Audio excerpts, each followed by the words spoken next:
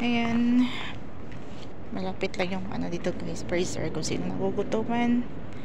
Ayun.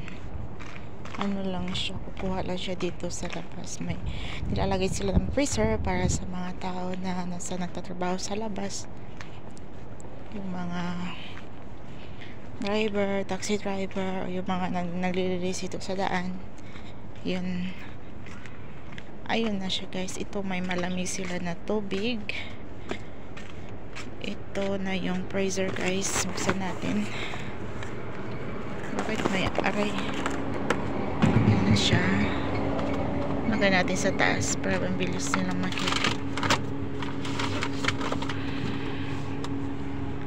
Yan siya guys. May ano pa siya dito, dakos. Bakit nilagyan mo? Hindi naman lang binitbit yung paglagyan.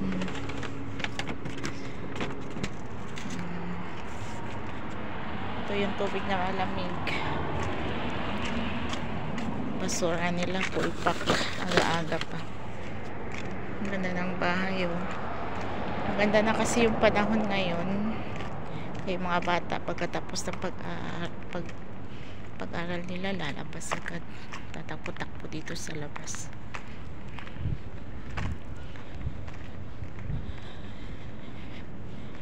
Pag umaga talaga, ano talaga yung mga panahon ngayon, ano, parang iba, baliktad kasi dito pag ano, walang pasok yung mga tao, natutulog sa umaga. Sa gabi gumagala sila. Yun ang ano nila buhay. Yun siya guys. Ito na ako, papasok na ako sa loob. Yung dates, hindi na yan namumunga kasi taglamig siya. Pag tag-init, grabe yung bunga niya. Grabe ang init na. Hindi na masyadong masakit yung init ngayon.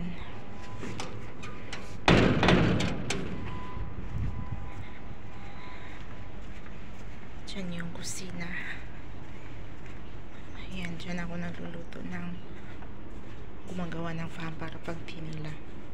Ayun guys, thank you for watching.